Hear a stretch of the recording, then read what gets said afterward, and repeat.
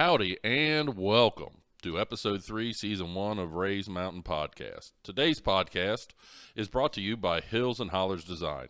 Have you ever said that should be on a t-shirt, or I have an event, party, reunion, or function coming up and I want a shirt, hoodie, or sweatshirt specifically for it? Of course you have.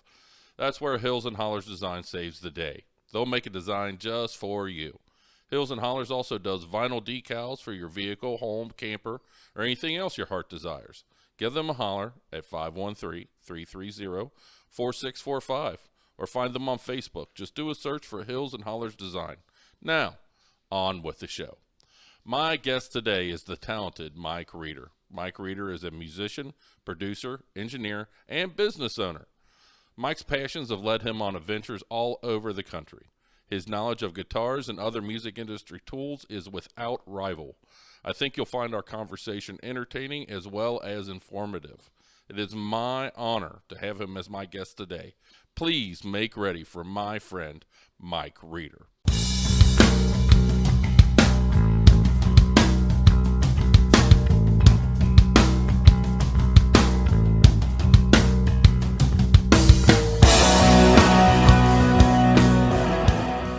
Alrighty.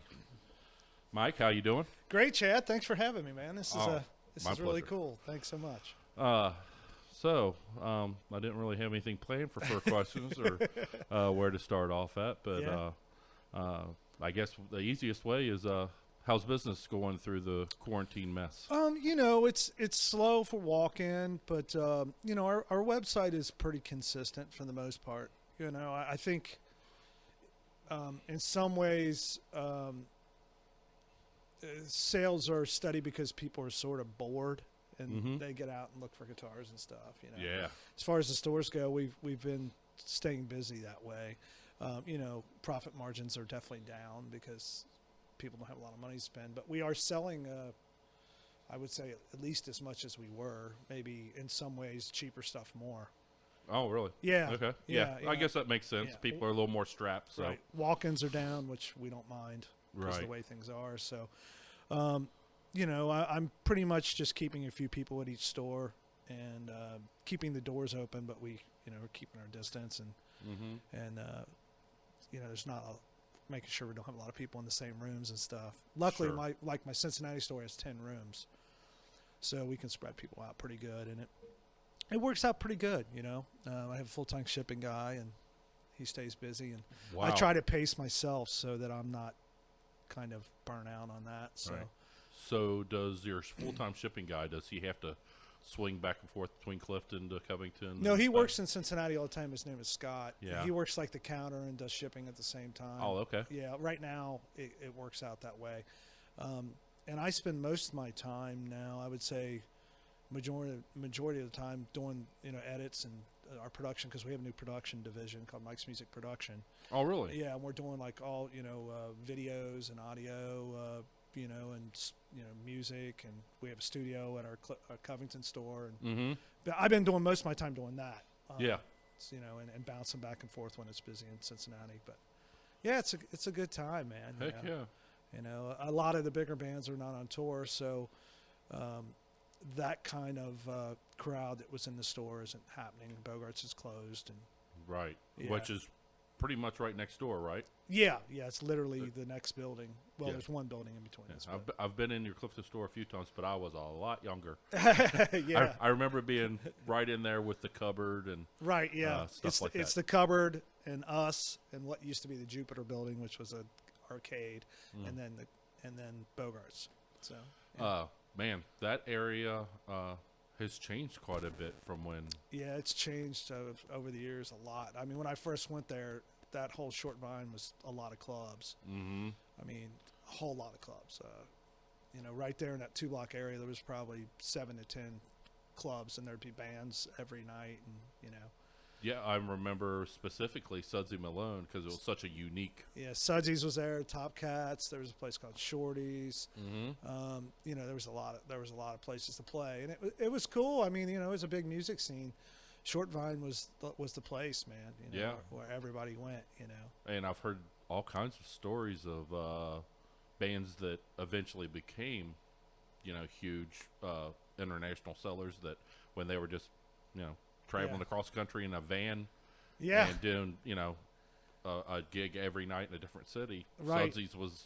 It was the place to go. Yeah. I mean, I saw so many bands I can't even remember, Beck and all kinds of people, Of course, like the African Wigs, and they played there all the time, and a lot of great bands. There was a band called The Toll, which was they were from Columbus. Mm-hmm. Some friends of mine, and they were one of my favorite bands. I used to play there a lot. There was a club called The Plaza, which was sort of around the bend on McMillan, which was also like an alternative original rock club that was really cool. And Shorty's was towards the end of the street across from Perkins, which was like 6 buildings down the opposite way of Bogart's. Mm-hmm. And they had, I saw Nirvana there. And yeah. Great bands, With probably, 60 other people maybe? That one was fairly big. There was a few people at that one. I saw them a couple times. They played in Newport, too. Yeah. Some little club in Newport, which was, I think, right next to that little record shop. On Mama Street. Next to Jets? Yeah. Oh, wow. Yeah, so there was like 3 people there at that show. Really? There wasn't many people there. Oh, wow. That's crazy. Yeah, it was pretty crazy.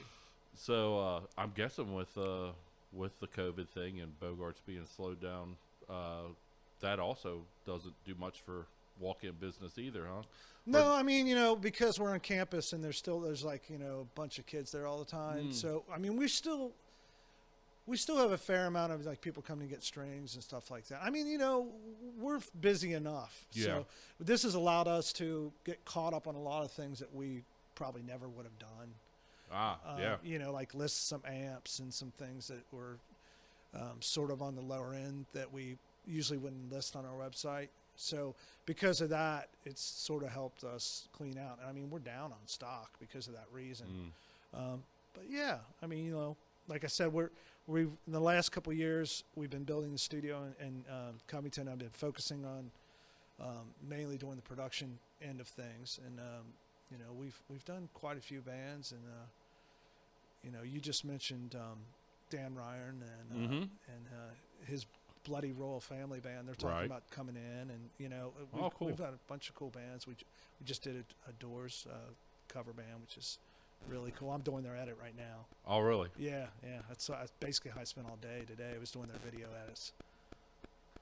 Sorry about that, folks. That's all that right. is my phone being way too close to the recording. Give me a second.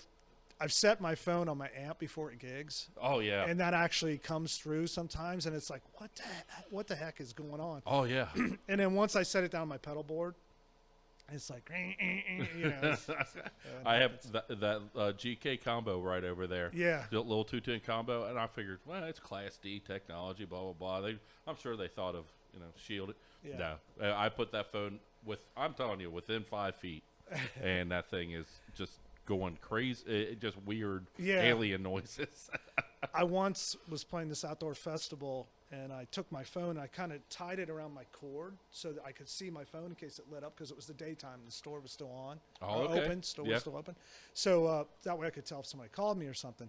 And this kid came up to check my rig out, and a lot of times people will come up because they have old guitars and stuff. They'll look at stuff and see what I have, and he's like, "What does that do?" Because he thought the cord was running through the phone.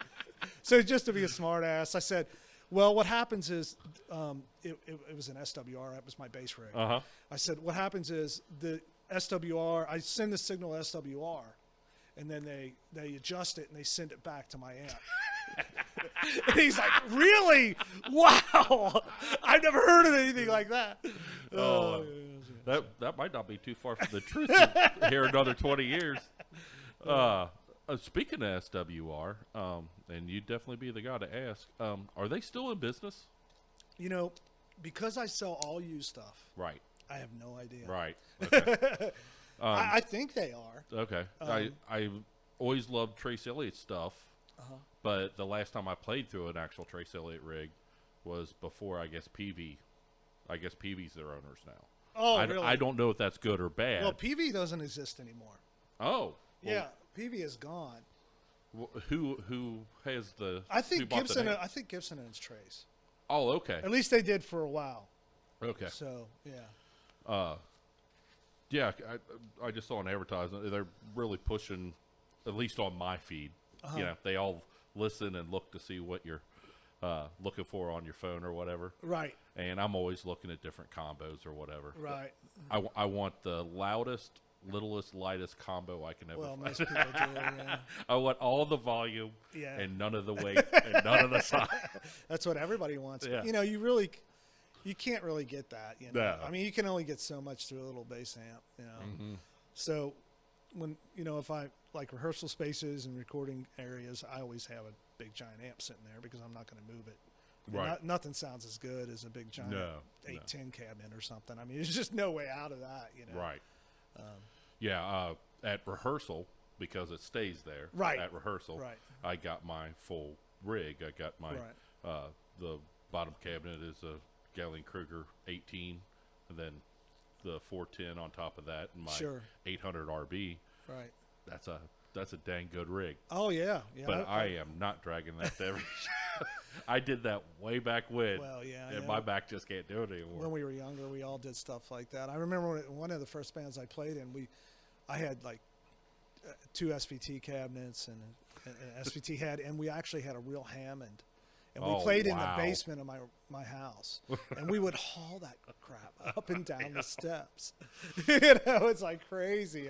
Now I would never dream of ever doing that. No. Well, you don't have to now, you know? Right. I mean, there's a lot of good bass amps. So. This GK, it's, I guess they call it Class D. I don't know exactly what that means, but, you know, it's a 210, and 500 watts, I think, is what it's rated. Right. And for the gigs I do, as long as I have that kickback, it has the, you know, where it can angle back, it does me okay. But I also play in more of a honky-tonk country band, and southern rock mixed in. Gotcha. So I'm not trying to compete with the Marshalls and the Mesa Boogies that I did when I was playing rock. Right. Yeah. Loud drummers. Yeah. It's a bit more quiet stage volume. Yeah. I'm enjoying it. Yeah, you know, I spent a lot of years being a bass player, but, you know, now that I'm doing a lot more guitar, it's so much nicer, man. I just carry like a little combo in an AC30 or something like that, which most people think of an AC30 as like a big amp, but as a bass player, it's just like that's not. I'm so used to like carrying gigantic amps. Yeah, you know, a refrigerator. Yeah, it's ridiculous, you know. Yeah. I don't miss doing the steps and that with the full GK rig, and but you know, I definitely would use it if the venue called for it. Right. You know, but yeah. So I actually had a direct question for you. Sure. I was on Reverb the other day, just flipping through bases or whatever, just seeing if there's any hidden gems for next to nothing. Sure. And I happened to come by a Philip Kubicki X Factor bass with splatter paint job. Oh yeah. And I think it belongs to you. Yeah. Yeah, that's a pretty rare bass. That's an Yes, 80s bass. Yeah, you don't see them very often anymore. No. And no. I actually think that paint job may be original. I think it is. Yeah, I think it is too. It's actually partly worn off, and I thought I probably could have sold it by now if I just buffed it the rest of the way off. But I can't bring myself to do it because I think it might be original. I've seen them like that before, and they had kind of wacky paint jobs in the 80s. But yeah, that's a cool bass and it sounds great. I mean, I haven't spent a lot of time with it, but I've heard people play it, you know, and certainly interesting basses. It was such a unique 80s. Definitely 80s, early 90s type instrument. I was trying to think who played that. Well, Stu Ham, who did a lot of session work and that. Also, I'm not positive this is it John Taylor Duran Duran? That's what I thought. Yeah, that was the guy I was thinking of. Yeah, that guy was a Factor player as well. Because Stu was in the store and he had some sort of Fender bass, I think. Does he? Yeah, I actually owned one of those. Yeah. I had a Fender Urge 2. Right. But as much as I love Stu Ham and his playing and everything, it was a fan. But well, full disclosure, I was working at Guitar Center. Somebody traded it in. Sure. Went straight to the manager. He let me buy it for what they bought it for. Well, there you go. Yeah. So I got. I can't remember. I think that bass maybe retail for $1,600 to $1,800. He let me buy it for $600. And it didn't work out for you. It's like a shorter scalar bass. Oh, okay. And I'm not a short scale guy. Yeah, I'm not a short scale guy either. My body type, I when I first brought it to my first gig with it, the band I was with at the time, said, "Oh, cool." They didn't say cool bass. They said, "Oh, cool guitar. Where'd you get that?" Oh, really? I said, "This is my new bass. I'm playing it tonight." Well, when you're a big dude, especially if you're a tall dude and you're playing a short scale bass, it just looks like you got a ukulele on or something. It's great sounding bass. Played great. Just wasn't a right fit. Have you ever seen Thai instruments? No, I don't. I said I only sell used stuff, but I actually was the first Thai dealer. They're sort of like Zamatis guitars. I don't know if you're familiar with those. It's an English maker that was through the 80s. The Stones played them. Ron Wood had them. And a bunch of people played them, actually. They're sort of like that. They have metal plates on them, engraved tops anyway. Oh, really? But Taya, the guy who makes them, it's actually called Taya. People say Thai, but it's Taya. We got to be friends at guitar shows, and I approached him about making a bass. And he had only made one other bass, and it was short scale. Basically, because he was influenced by Tony Zamatis, that made a short scale bass. And it was pretty much dead on it. I played it, and I was like, it'd be cool if you'd make me a long scale bass. So I have like the prototype long scale Taya bass, which is pretty cool. It's all mahogany, and I had him put like a Music Man pickup in it, like a Stingray pickup. He actually put 2 in it, which it's a pretty interesting bass actually. Yeah, you can see it on my website and stuff. It's got an engraving, like Native American engraving all over it. Oh, really? They're like pieces of art. Yeah. His original ones, which they call the A models. They're really cool. Oh, wow. Yeah. Yeah, I'll definitely have to get online and check that out. I mean, they have like turquoise around them and stuff. Really? Yeah, it's a pretty cool thing. The man hours on those things must be. Oh, yeah. I think it took him almost 2 years. Whew. Back then. It was a long time before I got that. And even when I got it, I never got the hand engraved backplate for another 3 months after that. Really? Yeah, I never put it on because I was afraid I was going to scratch it up. Right.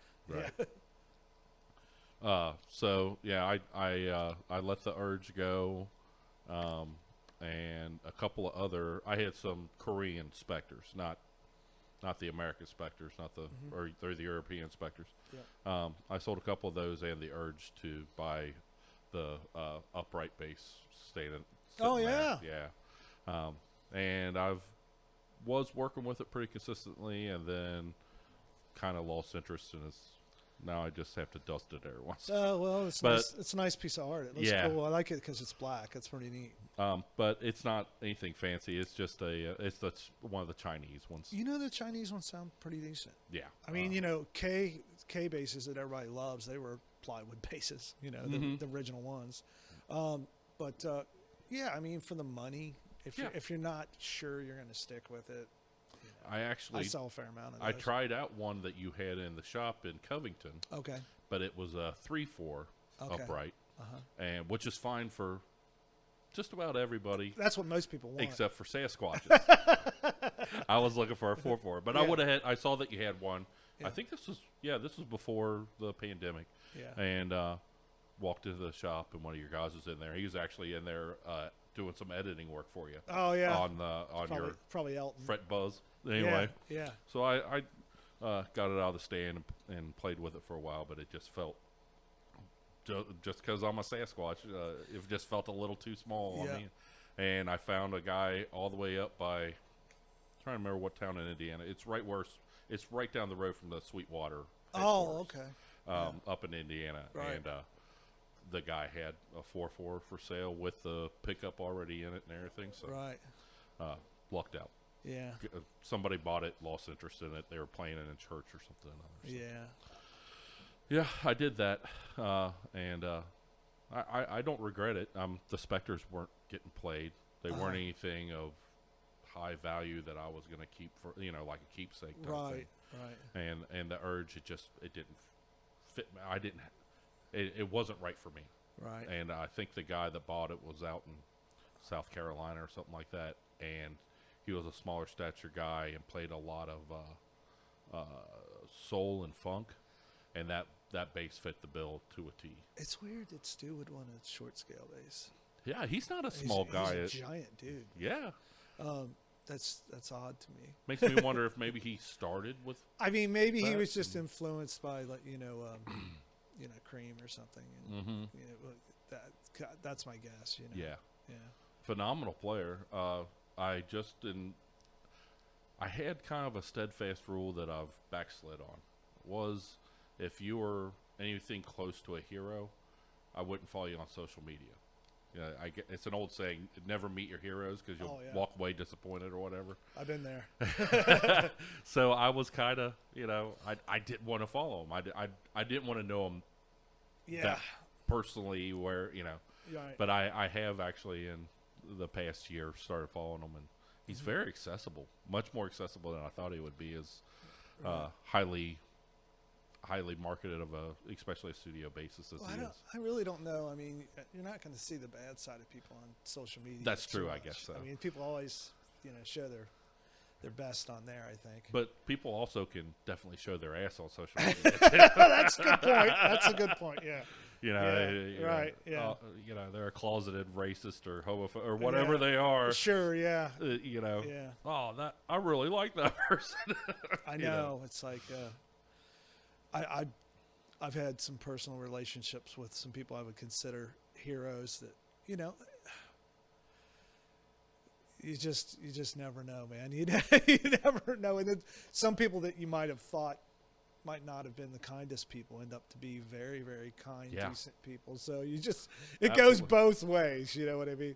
Actually, picking up on going back to the Kubicki story, a friend of mine, he lives down in Sarasota, Florida now, Chris Merritt. Hey, Chris. He worked for Philip Kubicki he lived out towards Santa Barbara as a kid. His family moved. This is an odd one. His dad worked for Boeing or some type of aviation company. Moved from Wisconsin out to Santa Barbara for the job. Yeah, I actually don't know that much about that company. I've only had maybe a few instruments over the last 30 years behind them. He was just out of high school or so and was lucky enough to glob on as, kind of a shop helper for Philip. Did they only do basses? No, they did guitars as well. It seems like I might have had a guitar at some point. Yeah.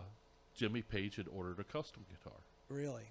And Philip was really busy, he said. And he said, so he sent me on a plane ride it was here in the States. It wasn't overseas, but to personally deliver it to Jimmy Page. Oh, that's cool, yeah. And so he's like, Chris is 8 years older than me. Yeah. So, he was going to meet his idol. Oh, that's pretty neat. And unfortunately, I guess this was probably mid-'80s or whatever, and Jimmy wasn't doing too well as far as that was a great time. Substances and things like that. Yeah. And he said, I basically delivered the guitar to a zombie. He said it broke my heart. But, and that's one of those things where, be careful who you want to meet. Exactly, yeah. I know I think he said he didn't touch a guitar for a couple of years, Really? Yeah. Wow. Something like that, yeah. So, but then again, if you get the opportunity, you kick yourself if you don't take it. So exactly. And he told me that Kubicki had bought him his ticket for his seat and a ticket for the guitar because he didn't trust the guitar going into the. Oh, wow. So the guitar had its own seat on the plane. Yeah, I mean, most of the time back in those days, at least, that you could check them above. I mean, I've taken a lot of expensive guitars on planes, but it just really depends on who you get at the gate, I guess. Really. Yeah, I guess so. Well, if I remember correctly, Philip said something along the lines of, I don't want anybody throwing their damn suitcase on top of that guitar. Oh, so yeah. He said, here's two one-way, or one ticket one way and another one round trip. You put probably that guitar. Wasn't that expensive back then anyway. Right, probably wasn't. Yeah, mid-'80s. But I always thought that was a pretty neat story. Other than Chris being bummed out when he got to be but, well, at least he actually came out and talked to him or whatever. I mean, I thought you were going to say he had him leave it at the door or something. Yeah, he got to hand it to him. Yeah. But, Jimmy, just at least during that time, was kind of dismissive of, all right, kid. Yeah, sure. Thank you. Bye. Yeah. That was pretty much the extent of it. Yeah. But anyway, so Chalkeye got a show coming up? Yeah, we do. We got a show coming up next Saturday, actually. Oh, awesome. Where? At the Southgate House in the big room, and we are with the Newbies, which is some really good friends of mine, amazing band. I love their logo. I saw it on Yeah. Facebook or whatever. Yeah, I mean, interesting enough, Jeff Perholtz, I would say the main guy, Uh-huh. and his wife. Jeff used to work for me. Oh, really? Yeah, he was one of my first employees, Huh. and he's went on to have himself like an amazing media company, Yeah. Lifeboat Digital Media, and he's doing great. And he also does like a YouTube channel like I do, Oh, okay. where he has his own shows and stuff. Mhm. They do a thing called a Band in a Van, which they're working on now. Yeah. They drove around and him and his wife Misty drove around and they played songs and visited people. And I actually haven't seen the episodes, but I saw the previews for it. So Huh. I'll have to check that out. Yeah, That sounds interesting. It's really cool. Yeah. Now, the first thing I saw, at least on like YouTube or something of that nature, you and I can't remember the other gentleman's name. You'll just go to a guitar convention or go somewhere way out, and it's kind of like Probably you might have seen one of our guitar picker shows. okay, it was almost like American Pickers, but for guitars. Yeah, that was probably one of the episodes of Guitar Pickers where we went to California. Oh, okay, yeah, I think that's what. Yeah. Yeah, that William went with me. Usually on Guitar Pickers, a lot of times it's just me, and I'll like take guitars backstage to somebody or something like that, or we'll go buy a bunch of guitars somewhere. I think we've done 5 or 6 episodes of that, and I think we've only released like 3 or 4. We got a couple in the can. Yeah. Like I have one with Charlie Starr. Oh, really? Yeah, which is not too long ago I thought I saw some. It was just a short clip. right. that, Well, it's like- a preview for that episode, which we haven't Oh, edited okay. yet. Actually, it's so weird. The strangest thing with Charlie, I met him at a guitar show a long time ago, probably like the Dallas show. And he's came in the store a few times. But he gave me his cell phone number, and his cell phone number got confused with another friend of mine's number. So I was sending him all these weird messages. At some point, he was just like, hey, this isn't who you think it is. It's Charlie. And it was embarrassing, but we got to be better friends because of that. And next time he was in town, he bought some guitars, and it just went on for years like that. But anyway, we shot an episode like 2-3 years ago. Uh-huh. And it didn't work out because it was mostly on the bus, and it was summertime, and it was at Riverbend, and it was hot. I brought some guitars, and he showed me all his guitars and stuff. But the noise of the bus just ruined the audio. Oh, okay. And it was just this constant hum. So he was kind enough a few months back when they were in town, they were playing at River, whatever the old 80s. And he came to the store and we shot another episode. So Oh, that's great. yeah, it's cool. Yeah, and, I really love that band. oh, they're so good. The whole band is like super awesome. The honky tonk Yeah, style band I play in. Yeah. We play 3, maybe 4 of their songs, I think. right. We did a couple. There's one of them There you go, right there. Yeah, yeah. What a great band. We did a couple episodes. I actually did 2 with Greg Martin. I've released 1. I've got another kind of half of that one to go. And then I can't believe I can't remember those. We did a California episode. Yeah. Where we went to California and I delivered a bunch of stuff to the Sublime guys. Yeah. And, Dave Amato. We went to Dave Amato's, Oh, really? Dave Amato's place and looked at all his guitars while we were out there. And we just drove around all the guitar shows when we were out there. That was cool, man. It was like right before the COVID. Luckily, we got in before COVID hit. Oh, okay, yeah. And we spent like 2 weeks traveling the United States buying guitars, and we went to the guitar shows and visited a bunch of rock stars. It was like super blast. That one's called Westward O. It's kind of a play on words because William had like an O-ring that he was sitting on. So we got it Westward O. Yeah. Yeah, man, we've been doing a lot of that kind of stuff. We did one episode where we went to this guitar buying convention thing that we put on in Indiana, and we bought a bunch of guitars. That's probably the one you saw, actually.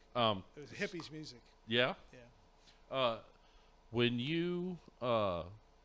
When you go on a long trip like that and you're picking up or dropping off guitars along the way, do you have a kind of like a regimented plan, or will you just like look and see if there's a music store in that town, or? Well, a little of both, actually. But, I mean, that one was pretty well planned off because Dave had been in the store and he bought a bunch of Marshalls from me, so I knew I had to deliver them to Dave. It was kind of part of the deal.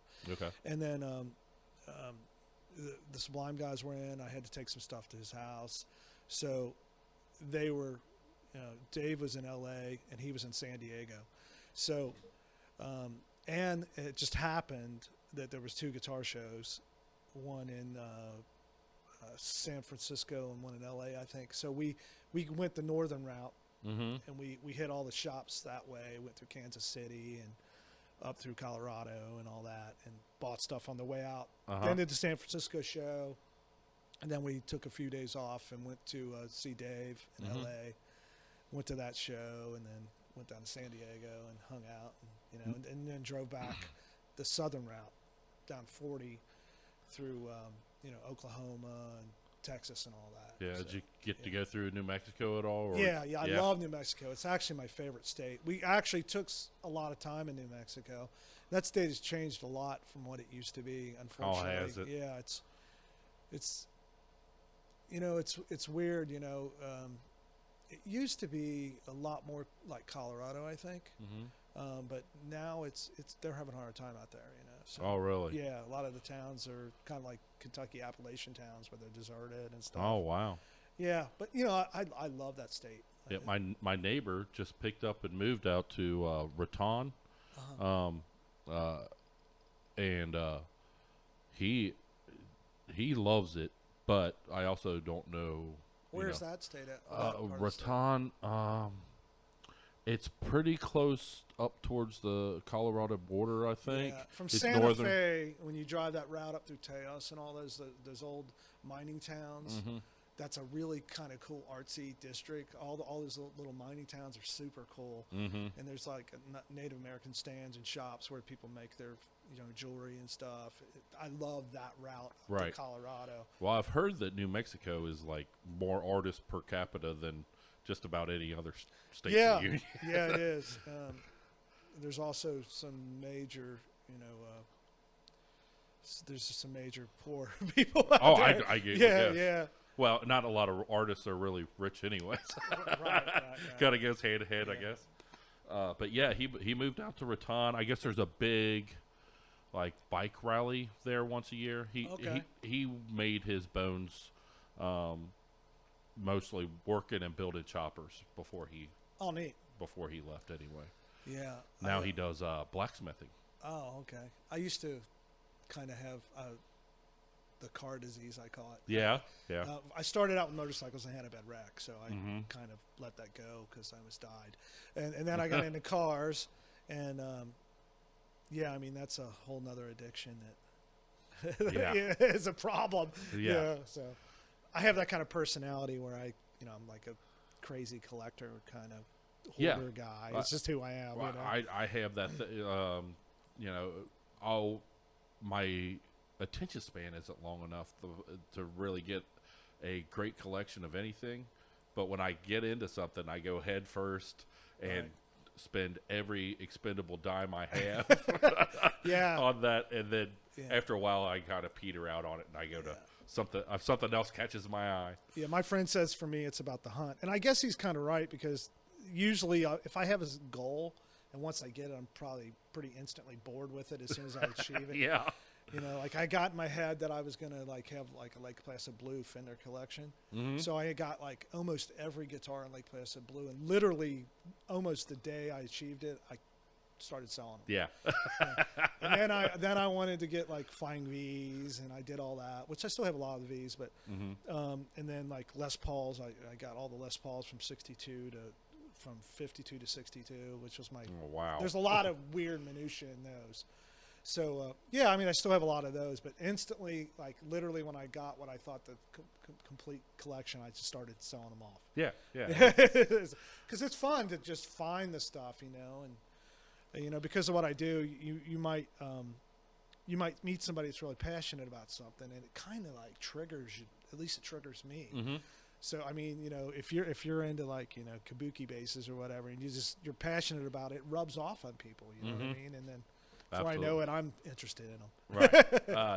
Right. Just an example. When I was young, I played football, and my whole life revolved around football when I was a kid, and so I collected football cards. I didn't collect baseball cards like most normal kids. I collected football cards. Well, one year I got enough money for my birthday or whatever, and I was able to go into the card shop that I'd go into every Saturday morning and buy the complete Topps set. Okay. 1 through 300 and whatever. Yeah, that's cool, yeah. But when I got home, I started feeling kind of, because I had the whole set. There was no. It was over. Right. Yeah, I know what you mean. I wasn't buying the packs anymore going, damn, I need 17. I need 17. Right, exactly. All the fun's gone. Yeah, I was like, I was depressed. I mean, I had the whole set, but there wasn't anything to look forward to. Yeah, and I think as you get older, a lot more of that happens. It's the collector thing is strange. I know a lot of collectors, and I think a lot of people start out, wanting the most pristine things. And,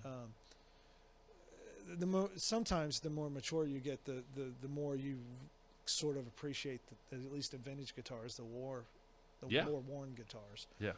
At least that's the way I am. That have had some type of previous life before. Yeah, and you start thinking about the way they sound more. I mean, even people that are into really super clean stuff think about that. But to me personally now, and my own personal guitars, I'd rather have a guitar that I think sounds incredible. It's had maybe it's not spotless. Right. I'd rather have a played guitar. Mm-hmm. I don't really keep clean guitars too much. It's like if I don't want to be the guy that beats it up. You know what I mean? Yeah. If it's already got a scar, then you can treat it like exactly a normal instrument, right. not a masterpiece that's at the Louvre and don't get France. me wrong. I mean, I appreciate a super minty cool guitar. It's just not anything I would probably use very much. Yeah, and a minty guitar. I don't know how much people look at it different ways, but if I find a pure mint, 57P bass that's never been played, well, I believe me, I would be over the moon. Oh, sure, yeah. But it doesn't have that soul of the one that's got the hell beat out of it and was on the road for 20 some odd years. Right. I mean, there's that, and you're going to pay a premium for a super clean one too. Mm-hmm. And if you're gigging with it, it's only a matter of time before you put a big nick in it. Absolutely. Yeah. But speaking of which, there's another specific question I wanted to ask you in particular. Sorry, folks, I'm grabbing another soda out of the fridge. It's not a soda. And so this whole controversy, well, I don't know if I should say controversy. I don't know this. Does wood make a difference?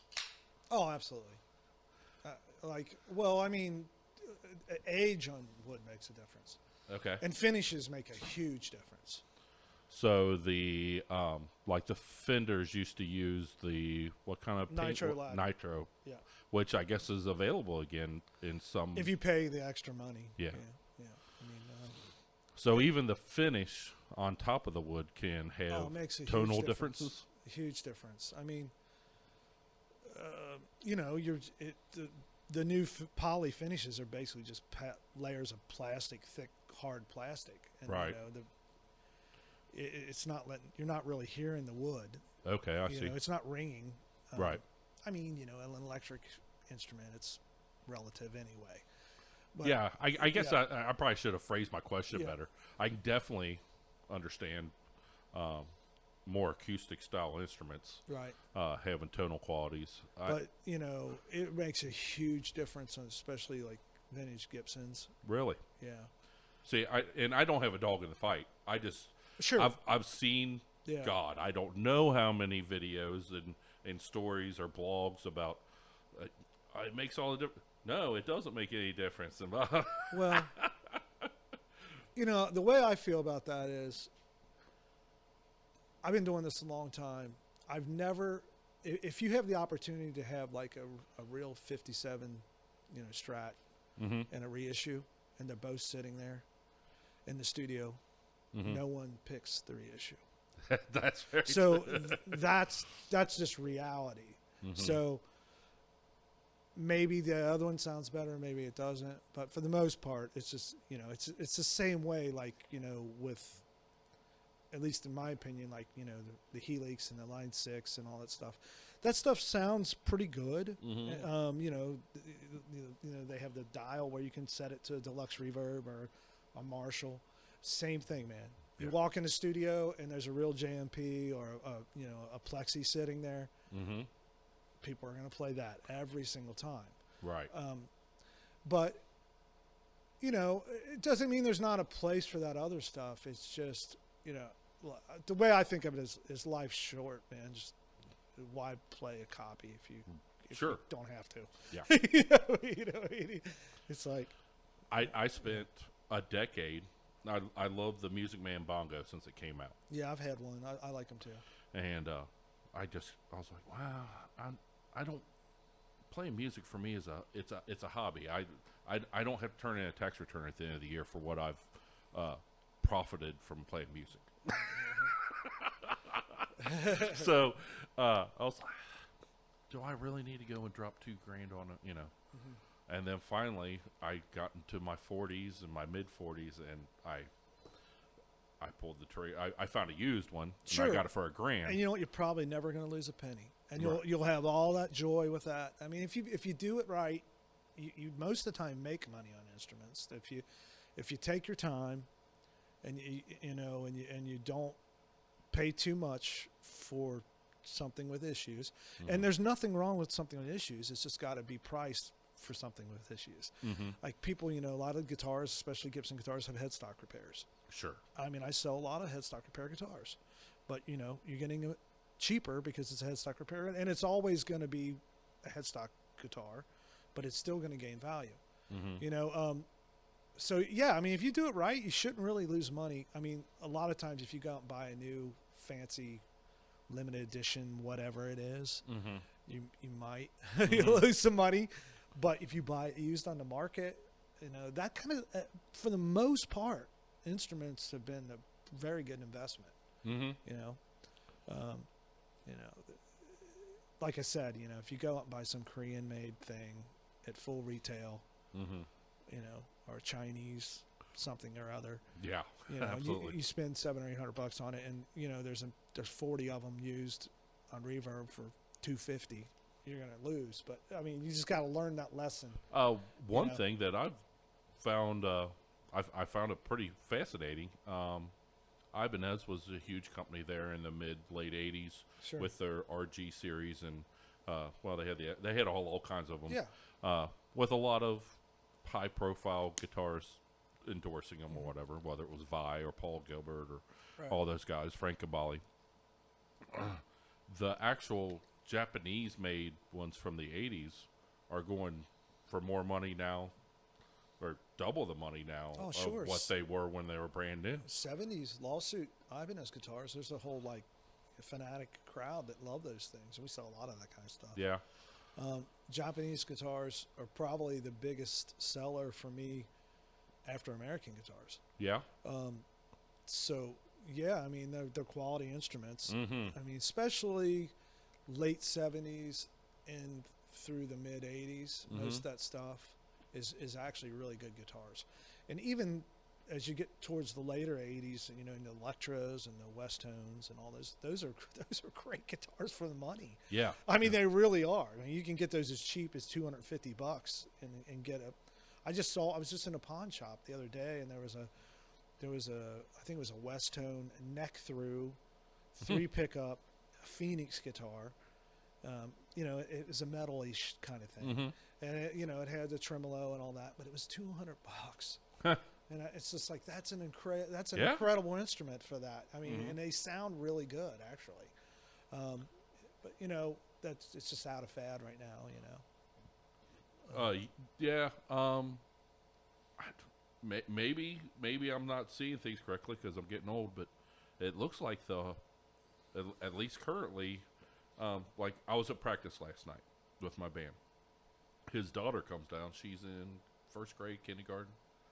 She is wearing a full full on 80s little outfit, Oh, yeah. tie-dyed and like the baggy sweatshirt tied on the side. I mean, it looked like what a girl would wear in 1983. Pat Benatar deal. Yeah. I don't know. I don't know if it's just the kids or I don't know. You know, Cobra Kai and all that. Oh, It's like yeah. the biggest thing. It got me hook, line, and sinker. Yeah. I ate it up. The bad acting and all. Loved it. My wife was annoyed, but I was having a ball. Yeah, so, you know, there's always been sort of I would call a metal crowd that are into those kind of metal guitars. It's never been my thing, personally. Right. And, you know, as business goes, you know, I buy and sell things like that, not maybe because they're my favorite guitars, but because other people enjoy them and they're quality guitars. But I've always tried to do things I'm passionate about and have them around me, just because I've always looked at it, if I like it, I truly like it, enjoy it, and nobody else does, it doesn't matter that much, because I don't mind keeping it. And you know, like I said, it rubs off on other people, you know, because, you know, whatever fad I'm going through or whatever, you know, kind of cool instrument walks in, if I'm excited about it, you know, it sort of sells itself for the most part, you know. What got you into buying and selling? Just, I had married my wife and we were in a band together. And I had a paper route, not the kind where you like throw them out on the house, but it was like UDFs and stuff like that. It was like an actual paper route. And we were working that, and I was just burnt out on doing that. And I was like, we were living in my mom's basement. I had like 6 or 7 guitars. I'd been to LA and done a few things out there, and did some engineering out there and stuff too, and played in bands and stuff. And so anyway, she had a little kid, and I was like, you know, it's time to grow up or whatever. But what can I do where I could still enjoy music? So it was just that idea that, you know, I'd open up what I would call a flea market. It was called Mike's Music and Flea. And we bought a house down on Route 8 in Melbourne, in Ross, actually. Okay, yeah. And the bottom floor was commercial. So we put our store there and we lived upstairs. And we had no money. So what I would do is sometimes I would go garbage pick. I would literally go out on garbage day and like yank tables out of people's garbage, and I would set it out front, because back then Route 8 was traveled all the time. It was before the double A. Right. So in the summertime, we'd have like yard sales out front in our parking lot. And a lot of people would stop. You know, I eventually just kind of weeded out the washers and dryers, and it became more guitars. Yeah. I mean, my wife says within a year we were fully guitars, but I think it was probably more like 2 or 3. Yeah. And, you know, that's kind of how it happened. And when I became more knowledgeable about guitars, I had a friend named Ray Johnson, and when we were in high school, we played in a band together, and he was always into like vintage Les Pauls, and he had like I still remember he had like a poster of a Burst above his bed. And, you know, I always thought that was cool. So I always had sort of fascination with old guitars, but it wasn't my thing, really. I mean, I think when my wife got married, I think I had like an Ovation and an Electra bass and like a Sigma guitar. I can't even remember what electric guitar I had. Oh, I did have a cool like Gold Top Deluxe Les Paul. Oh, wow. That's not sneeze. But yeah, but back then they were only a couple $100. Oh, yeah, wow. You know, we're talking about, you know, like 1990 or something like that. So anyway, I just started like trying to build up the guitars, and I started doing guitar shows. And a friend of mine, John Kinnemeyer, he used to sell books over in Indiana and Lawrenceburg. He was kind enough to kind of let me take books and sort of sell them on consignment.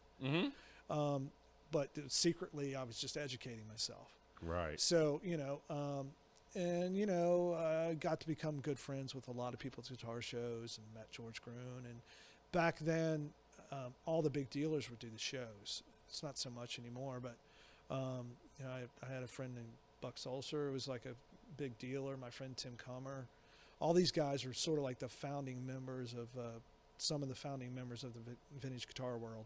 I see. You know, they started the whole thing. You know, like Tim had a store. He was a guitar trader out of New York or Jersey area, and you know they sold they were the first people to really get the stuff started.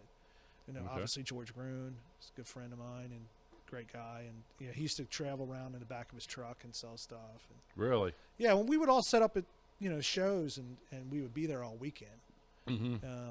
It's like a convention kind of atmosphere. So you learn and, you learn stuff like that. That's kind of how it happened for me. But I did kind of go crazy. My wife said I just got obsessed. So, I would, back then there was a thing called Trading Post. I don't know if you've I remember Trading Post. But I bought a junker or two car out of there. yeah, I would hit the Trading Post and Yeah. then the Post and Inquirer. I sort of had the hookup eventually with that stuff to where I was running ads in there, wanted to buy, Mm-hmm. and I could go there before they were released, like the Trading Post. I could get it off the back of the truck before anyone else got it. So I would call all those people. And Yeah. I got a lot of stuff that way. Is Dixie Highway going up the hill Right. towards Covcast, right? Exactly, yeah. Yeah. What was I was selling something. I think I was selling a bass amp, and I was living on West 16th in Covington. This is early. You're going to tell me I came and beat you up on the price? No. Early 90s, probably 93, 94 maybe, so mid-90s. And I didn't have their number, but I knew where they were because I drove past there a bunch of times. I lived right down at the bottom of the hill. Right. So I just drove up there and said, I want to put an ad in, So I didn't even do it over the phone. I walked in there to do my first ad. Well, eventually, the sales guy who was taking the ads would call me actually literally before they would hit it. Yeah. So I did have the hookup. I mean, it's not like I got great stuff out of there, but we talking about Les Paul Deluxes. One of the things, because I was passionate about those guitars and I had one and loved them, and it was one of the few things I really knew about. It was one of the first guitars I sort of specialized in. Plus, I'm a Who freak. Okay. I love the Who. Yeah. So, getting deluxes were important to me, and I used to sell those things fast. I'd buy them for, $200-$400 and sell them for $600-$800, and I'd sell a lot of them. I remember one day I bought 3 in one day. Wow. It's just, but you could find stuff like that back then. And, good 20 years, you could find stuff. And then even when we were traveling around, I remember one of the Indiana guitar shows, one of the first ones, I went, it was a 3-day show, and I bought so much stuff in the first day that I couldn't even fit it all in my van. So I had to come home, unload, go back, and I had to do this every day. That's how much cool stuff was coming in back in those days. And I remember telling my wife, she was thinking I was insane. And I was like, this stuff isn't going to be here forever. It's... You got to take it now because it's going to be gone because it was all going overseas to Japan, all around the world, and in big collections. And I did have the wisdom, the blessing to be in the right place at the right time, sort of on the end of it. I'm actually, believe it or not, one of the young guys in the vintage guitar world. Yeah, I can see that. Yeah. So I caught, the last 10, 15, 20 years of the good times, But, it was a blast. I loved it. I learned a lot. I played music through the whole time. We had a kid, and it was really hard on my wife because she would travel with me in the beginning, and we had a shitty van, and we'd sleep in my van. And I went to every pawn shop, and back then used to go in gun shops. There used to be guitars in gun shops. Really? I would go into a town. I'd tear out the phone book page, all the pawn shops, all the music. In little towns, gun shops, and actually barber shops would have guitars sometimes. Really? This is a long time ago. I'm talking about, little Appalachian towns. Uh-huh. So, yeah, you could usually go into the barber shop and talk to the guy and ask him where to find the guitars. And he'd also, I have a guitar here. I bought a lot of guitars that way. And, she'd have to put up with that, sit in the car and all that. That lasted a few years. And then eventually she'd had enough. I don't think she's been to a guitar show in years. Does she even come into the shop at all anymore? She occasionally comes to the store, but not to work, just to do something or help me out occasionally. Drop you off something or maybe, So you're doing all that. You're on the road, I'm guessing, several days a week at least. Yeah, a lot. I mean, if that's another thing, because in that time period, the people that knew, it was a very aggressive buying time. So the people that knew, you hesitated, you lost. So like there was like probably, and Cincinnati was a big dealer town. There was more dealers in Cincinnati than just about anywhere in the United States. Really? Yeah, I'm not going to name names, but there was a lot of great big time dealers here. Huh. And if you didn't get up that minute when you got the call and go get it, you weren't going to get it. So if I got a call at midnight and I could talk the person into letting me come, I would come then. And sometimes during the store days, my wife would have to come down and watch the baby in the store, run the store where I went to wherever I was going. And back then, it could be 4 states away. I mean, wow. I would sometimes drive a couple days if I thought it was important enough. So you could be going as far as Michigan or Georgia? Yeah, a lot of times it'd be a waste of time. I mean, a lot of time, and people didn't know back then. Now everybody knows everything, and you can figure out what you have. But back then, you didn't. I remember I went to one guy's house. He was in Cincinnati, but he called me and said he had a 52 or a 52 Telecaster. I get to his house, and I look at the guitar, and it's not. It's like a 78, but he did have a Telecaster. Right. And I'm looking at it. But there's a difference between 52 and and 78. 78. Huge difference. I mean, this actually was probably 15, 20 years ago. And I'm looking at it, and I'm like, it's just not a 52 Telecaster, and it's not worth like a third of what you think it's worth. I just can't do it, And he's like, how do you know it's not? I'm like, well, you see my Jeep sitting there. If I told you it was a truck. I mean, it's just nothing about it. It's right. It's just like nothing about it. But, stuff like that. That's the way it was back then. Well, I remember another time a lady came. This is a funny one. She came in the store. She said she had I think it was a 52 Les Paul. No, she thought she had a 52 Telecaster too. And she came in, and it was a Les Paul. I mean, that's how confused people were back then. Yeah. I opened it up, and I said, I got good news and I got bad news. This is not a Telecaster. Not even close. See where it says Gibson at the headstock and Les Paul? So, yeah, I ended up buying that guitar. It was a 52. She had the year right. Oh, she did? Yeah. Well, and I said, what made you think you had a Telecaster? And she's just like, well, my dad had both, and I guess she just didn't look. oh, my goodness. Stuff like that happened. But, Yeah. it's a real bummer when you drive for 3 days and then you find out that Oh, my, yeah. it's not what you thought it was, Oh. But, yeah, I mean, it was a good time as a learning experience. And, thank God I don't have to do it as much as I used to. Yeah. And your persistence had to be, that's a lot of persistence to stick with it. Because I'm sure there were more than one day where it was, I just drove to Georgia for nothing. Yeah, a lot of times you might go and the thing you went for didn't work out, but then you'd find something on your way home. I actually had, a lot of dealers would have like routes drawn out, and you would get to know like where to go in every little town just from habit of going. And a lot of times, the little dealers back then, they weren't really little dealers, but I would say, like local stores. There was a lot more local stores. It's not like now where you go into a town and there's a Guitar Center and maybe one other store, if that. Right. Back then, there might be 3 or 4 family businesses. And like one family business would have like the Fender dealership, and one would have the Gibson dealership. And, they might have been dealers for 100 years. Not 100 years, but a long time. Mm-hmm. So, you get to know that. You kind of get to know the people, and you see that sort of the generations change. The older guys pass on the kids or whatever. I remember there's a store in Wheeling, which I can't not think of the name of right now. But I went in that store sort of like it was ending. And the son of the owner took me upstairs, and he was like, this is the stuff that's been in my attic forever. And I just bought out the stuff that was in the attic. But I'd been in that store literally, a couple hundred times. And there was like nothing in there. Right. And no one ever thought about like, maybe we should drag this stuff out of the attic. Wow. I'm sure it was a treasure trove. Well, I mean, it wasn't like extreme treasure trove, but there was like tweed Fender amps and white Fender amps and, things like covers from the 50s and a lot of the stuff that for whatever reason they didn't bring downstairs. They, at that point they were selling like keyboards and stuff. Yeah. And there was a lot of stuff like that back in the day. But unfortunately, all that stuff's gone, man. You go in these little towns and they've lost their personality. There's just like hardly any little individually owned stores anymore.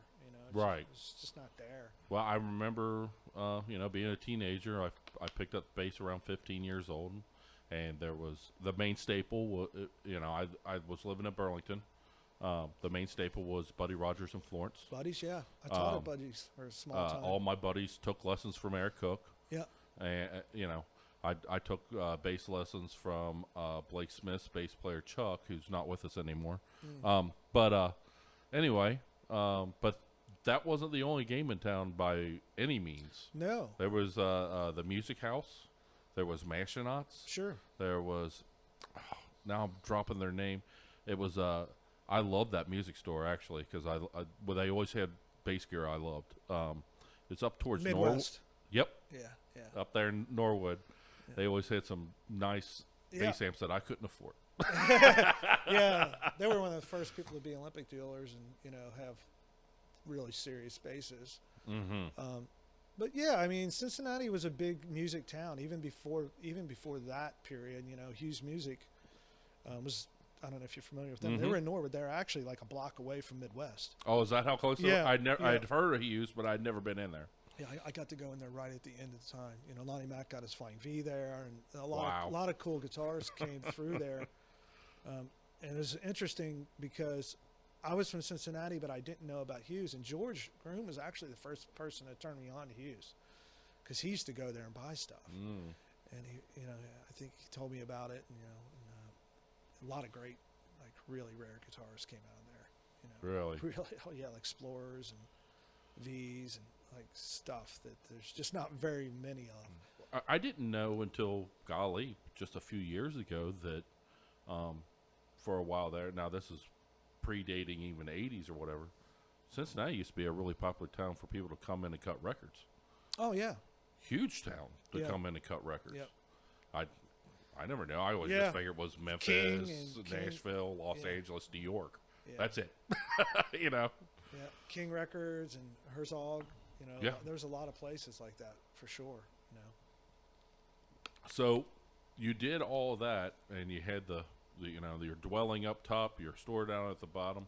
How many years of that grind did it take before you actually had? Well, which one was your first store, the Main Strasse or the Clifton? The Ross store was my first one. The Ross. So what I did was I had Ross for. We were open down there for like 3 or 4 years. Mm-hmm. After the first year or two, probably the first two, I opened up the first floor of the Clifton store. We just rented the first floor. And I don't know if you've ever been in there, but there's a stairway that goes to the other floors now. But at that time, you couldn't go through that hallway where the stairways. You had to go through this other little hallway. And there was 2 rooms. I had my shop in the back. So it was really only like 2 or 3 rooms, the whole store, including the repair shop. Mm-hmm. And then after a year, that building came up for sale. And the guy was renting it from sold it to me. And then we put everything there. And we kept both the Ross store open and that store open for about a year. Mm-hmm. And then I closed the Ross store. And then what happened over time was the Clifton store just got so massively crowded that I was like, we need somewhere else to do it. Mm-hmm. The Ross store was never a great. It was a terrible location because back then there was no internet. Right. And the Clifton store was the exact opposite. And the reason I got the Clifton store is I was playing in bands at the time, and I knew Short Vine really well. Mm-hmm. And there actually was a friend of mine had a store there called Jimmy D's Music. Yeah. Jimmy was just on Fret Buzz not long ago. Great guy. He ended up moving to Boston, but anyway. Did he? Yeah. So I was familiar with that, and they were sort of, I'll say sort of on their way out. Okay. They weren't really into it as much as they used to be. Mm-hmm. So anyway, we were sort of open on the same street for about a year. But anyway, so when I looked for the second location, I was like, I need a traffic music place. And honestly, really mean this, I don't think there's a better place for my store, at least at that time, anywhere in the city, because we were right next to Bogart's. Yeah. We were on campus, basically. It was the music scene was hot, you know. Yeah, so, we just talked about how many live music venues were Right. in that 2-block radius. Right. So there was no reason to keep the place open and where I lived. Right. Because I was going to Clifton, I was paying someone to be there, and there really wasn't anything going on there. Somebody would stop and get strings every now and then, or somebody Right. was driving down, you know, Route 8 would find me and be surprised. And Mm-hmm. but so anyway, so that's what we did, and it sort of became like I've always had sort of a studio. We had like a studio in there where we play and record our own originals and stuff. So that's what we did to that location. But after Clifton got so packed full of stuff over the years, I started looking for a second location, and I fell in love with the Covington building, which is an old Deco movie theater. Yep. And, you know, I must say I probably was as much in love with the way the building is and the way it looks as anything. Even though that's a really cool area, too. It's different completely than the Clifton area. I would say it's a little more upscale, you know, on Main Street. Especially over the last few years. Yeah, I mean, there's, you know, Wow. nice restaurants and stuff down there. That Main Strasse is exploding. Yeah, Main Strasse Now is the a big deal. pandemic took the momentum and just Yeah, yeah, but But- I mean, it's still fairly busy, especially on the weekends. We don't get a whole lot of walking down there, which is kind of good because since we do all of our production down there, that gives us time to think. I mean, you know, editing and stuff like that, which I do a lot more of now, is a real brain zap, man. I mean, you know, you really got to focus, and if you got people coming in a lot, you can't think as much. So, yeah, I mean, so that's pretty much going on in Covington. That store was actually a music store. I can't think of the name. Hayes Music when I bought it. And interesting enough, I don't remember it at all for whatever he reason. did exactly what I wanted to do. And, you know, I'd only been in there a couple times. They were having like bluegrass shows in there, like national bluegrass bands. Oh, okay. Maybe Yeah. I do remember that. And I thought, you know, I always wanted to do that anyway. I always like, you know, I thought, well, this is a cool theater. They got a theater room. He had a music store just in the front room. And then he had a studio upstairs. And when I took it over, I always thought that that's what it would be. It would stay that, and it just became a full-time music store. And then over the last 5 years, we've sort of made it back into that. So we have the theater in the back. You know, we do live shoots. We're going to have more shows there when we can. And then upstairs, the studio, we completely redid the studio. He had an interesting studio set up. He had his control thing on a rotisserie. And the balcony, it's a balcony too. The studio is a balcony. So when he had a live band, he would the board would spin and face the stage.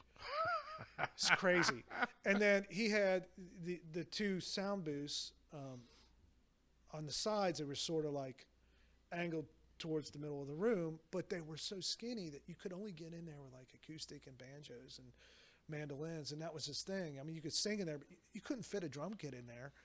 Or upright, I don't imagine. Right. Right. Well, you could probably squeeze that in, but he really didn't have any like big area for that kind of recording. So we did it. We redid that area, and you know, it's been an adventure building the studio back. You know, like I said, I always had sort of a studio at my house, but not like a professional studio like I have now. So Right. it's fun. Is the building, because it's not a young building.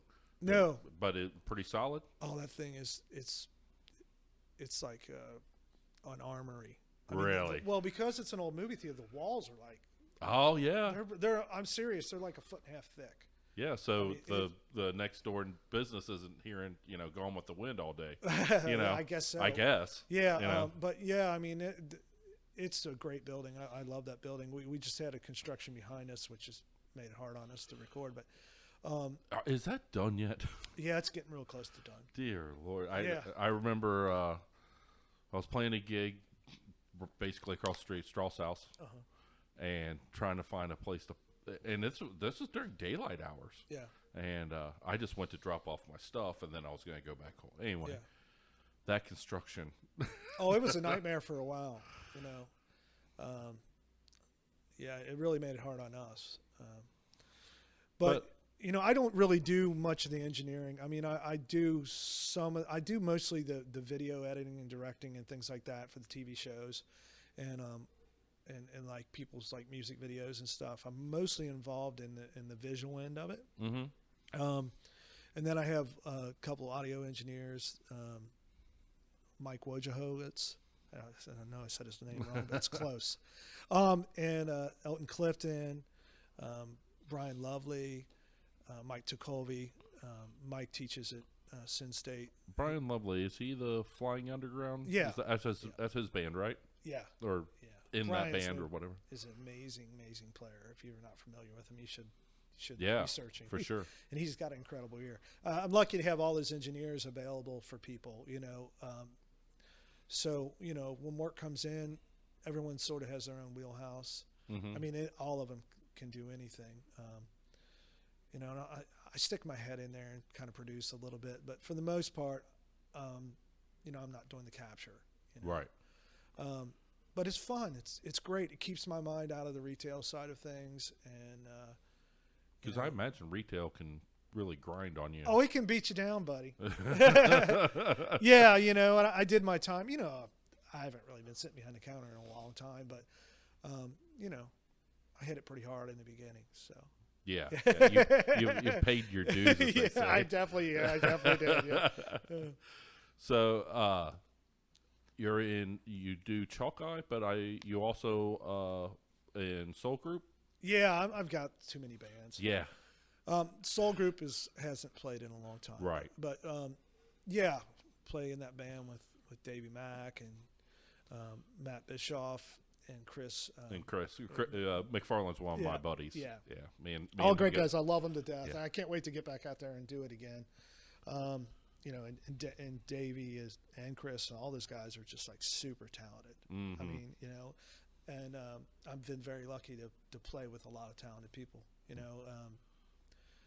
Davey's just one of those people. It's like crazy. He just did some violin for one of our Chalk Eye tunes, and he layered like 3 different violin parts. City. It's just crazy. He's so phenomenal. So freaking good, man. Yeah, he really is. I'm actually working on building a pole barn right out here with a big long lean-to down the whole side of it, which will house the stage. So I'm hoping to have some festival-type shows right here up on top of this hill. Yeah. Hopefully starting this summer, depending on that'd be awesome. I was hoping some festivals would happen this year because I enjoy festivals. I mean, I have the worst luck doing festivals. I was actually one of the promoters for the AJ Jolly Festival that used to happen for a while. I sort of helped them start that, but so I've been through all the rain and all those nightmares, and it's a tough time. McFarland, who's drummer with Soul Group, and Accordion Bliss, and 8 other bands. I like to give him a hard time. Yeah.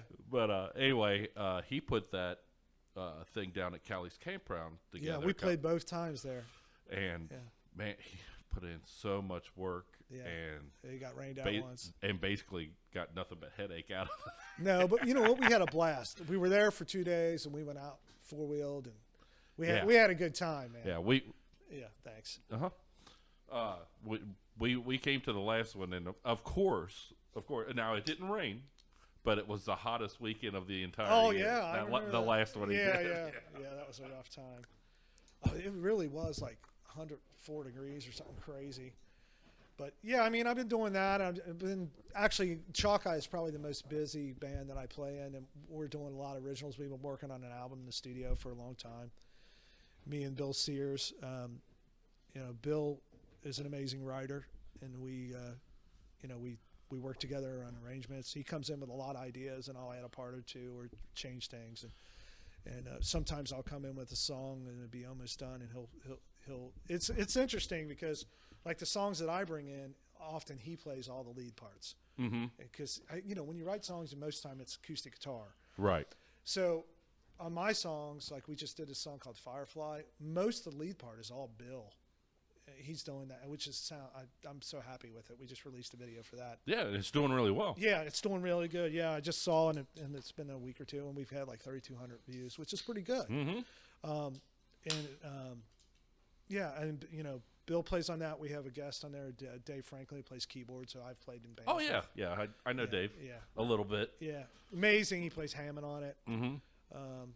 But yeah, we have a lot of fun. Often me and Bill will just do kind of a 2-piece acoustic thing too in Chalkeye. But it's just interesting that you would mention Arcadia Bliss, because now we have Rachel and Jason in our band too. Jason's playing bass and Rachel's doing vocals with us. Mm-hmm. So we sort of like stole part of Arcadia and Bliss. Yep. And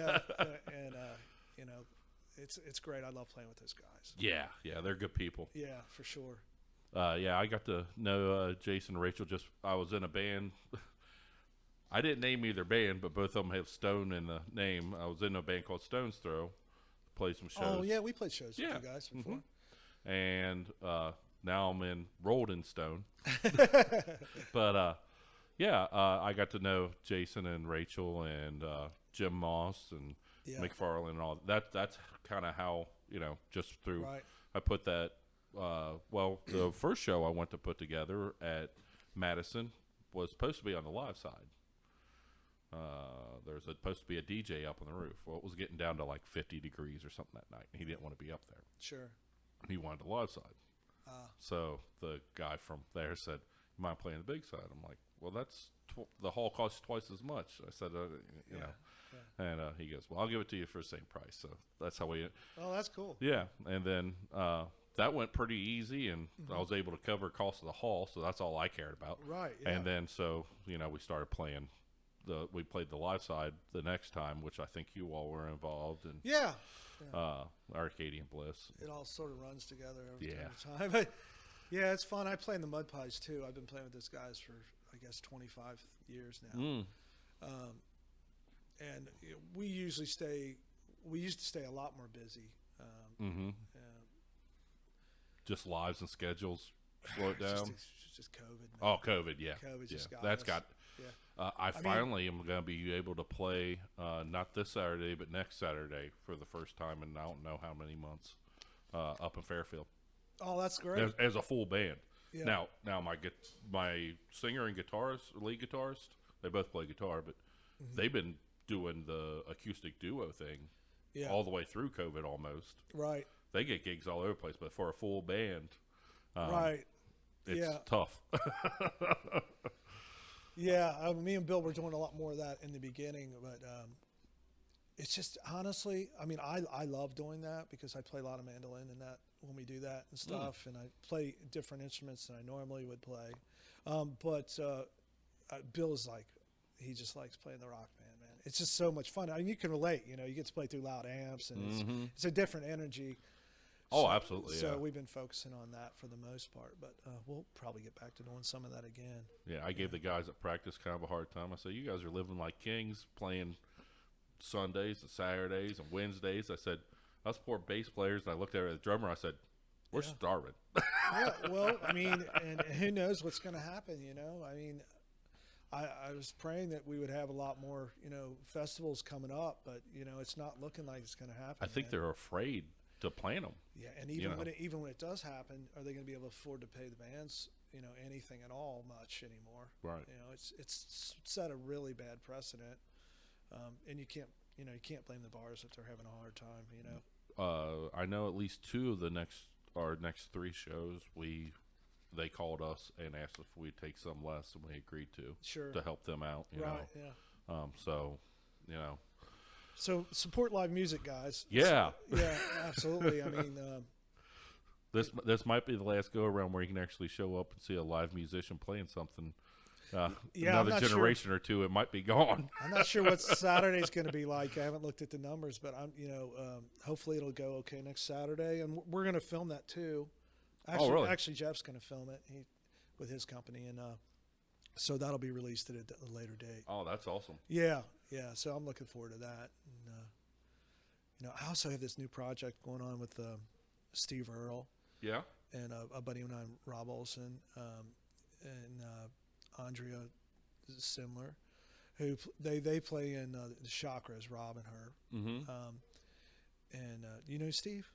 Steve Earle? Steve Yeah, Earle, I've yeah. met him a couple times. I wouldn't say I know him. Yeah. I've met him, shook his hand, and talked a couple minutes with him at a couple shows. He's hilarious. Yeah. I also play in his other band with our Earl Diamond band. I play bass in that band. Mm-hmm. But anyway, I've never played in a band with Steve where he's playing drums and I'm playing bass, which is cool. So we've been rehearsing, and we've probably got about a set and a half ready. So hopefully this spring that band will come out. Oh yeah. Yeah. That'll be awesome. She's an amazing singer, by the way. Is she? You need to check it out. Yeah. And Rob is absolutely smoking guitarist. Yeah. Yeah, he's an interesting cat too. You should have him on. Really? Yeah. He's. I'm always looking for new guests. Yeah, he runs. He's like, I think he's like the nationwide rep for Hofner. Oh, really? Yeah. Huh. Talk about a company with some history. Yeah. So. Yeah. But yeah, I'm always looking for new guests. Believe it or not, I ask people, and people are, I don't know if you call it camera shy or interview shy, or Sure. And the first thing out of their mouth usually is, "I'm not that interesting." Well, everybody has their, my job is to find out what's they're passionate about. You find something that somebody's passionate about. Right. They'll talk and talk and talk. Right. When I was on my way here, I was like, this is so weird for me because I'm usually on the other side. Mm. I've done a lot of interviews and, Right. and that kind of stuff, and it's strange. And I was actually thinking to myself, now should I just be quiet and wait for him to ask questions? Because I'm not, I rarely am sitting here. Right. Right. Well, but I think it's gone pretty well. Yeah, it's been a great time. I got to get this in. Dave Shields won't forgive me if I don't get it in. I'm supposed to ask you about the Peter Frampton story. Well, I'll tell you. I'll tell the story, but I do want to say that I probably will forget half of it right now. But if you go out on the internet, there was a documentary. Somebody made a documentary about me, and one of the clips is the Peter Frampton story. Oh, really? So on YouTube, Okay. you can find it, and it was more fresh at that time. Okay. But I'll tell you the gist of the story. I had got in a Peter Frampton signature Les Paul, and this is probably about maybe a year after they had made them, something like that. And I not to sound jaded, but I've had a lot of cool real 50s Les Pauls. Oh, I'm sure. I've had my share. So, that's a cool guitar, but it didn't exactly like super excite me or anything, Sure. And it was hanging in the store, and guy comes in, and he's walking around the store, and he's looking at stuff, and he's asking me questions. For some reason, I was at the counter.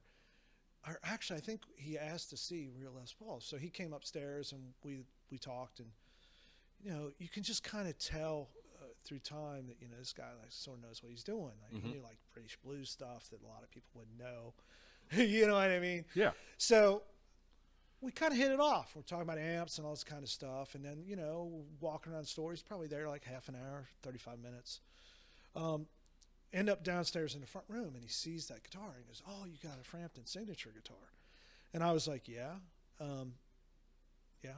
And he's like, "Well, what do you think about it?" I was like, "Oh, it's cool. It's great, Well, what do you really think about it? Gibson went to a lot of effort to make this guitar, like, really, really good, and he's telling me all about it. And I was like, "Yeah, it's okay, but honestly, I think that this guitar isn't really like Peter's guitar." Because it's got like cream rings on it, and whatever was wrong from a real 50s. And he's like, "No, well, Peter changed those rings, and like at a certain point, and he's like correcting me." And I was like, "Well, you know what, man? If you love that guitar, I'll give you a great deal on it because honestly, I don't really care about that much. So if you really want it, I'll hook you up with that guitar." And he just wanted to keep talking about that guitar. And it was just kind of an odd ending to the whole day. Right. Well, not the whole day, but the time we'd spent together. So I could, he just kept talking about how great it was and trying to get my opinion. I think I finally said something like, "That guitar's not really anything like a real one." Or, it was just like sort of like wasn't that interested. So he left, and there was this magazine called 20th Century Guitar at the time, and we sold it. And probably about a week or two later, he was on the cover, and it was Peter. I had no idea it was Peter Frampton. Yeah, no one knew because, Peter Frampton to me was like the long-haired, curly, wavy-haired, Yeah. 70s, 80s dude. Looked like Leif Garrett's older brother. Yeah, the live album guy, exactly. Yeah. But this guy looked sort of like, Bob the accountant. sort of like Bill Murray. Oh, okay, yeah. Sort of reminded me of. Yeah. Anyway, so I just thought it was like it was like an English guy who knew old blues music and sort of had some money or something. Mm-hmm. So anyway, it was embarrassing. Mm-hmm. I argued with Frampton about what his guitar was really like. So he left and he came back, thank God. A week or two later, and I was like, Peter, man, I am so sorry. Sorry I made an ass out of myself. He said, oh, that's okay, man. I think I had a little do before I came in anyway.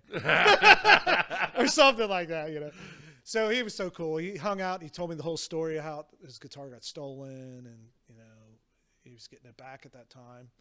And, just the whole history of Humble Pie and just couldn't be a nicer guy. And he was living in he lived in Cincinnati at the time, his wife but was from nobody here. knew at that time. He wasn't exactly splattering it around town that I'm here. And the guy who was playing with Gordon came in the store a few times. I started piecing it all together as time went on. I mean, even at that point, I don't think he told me he was living in town. Oh, really? Yeah. I mean, he's a nice guy. He came in a few times. I think he bought an amp or two from us and maybe some studio gear or microphones or something because he's building a nice studio in his house. Oh, okay. Which a friend, Dudley Taft? No, he can't say that. Yeah, he's a blues guy. Yeah. Yeah, he has bought that house from Peter, I think. Oh, really? Yeah. Well, okay. Yeah. So he got the So that's studio. the Frampton story. Yeah. I wish I could say that was like the only time I've ever made an ass of myself with a rock star, but there's a few of those stories actually. Well, there you go, Dave. I got to tell it. And if you want more details or whatever, look it up online. That's the gist of it. Yeah. So you had the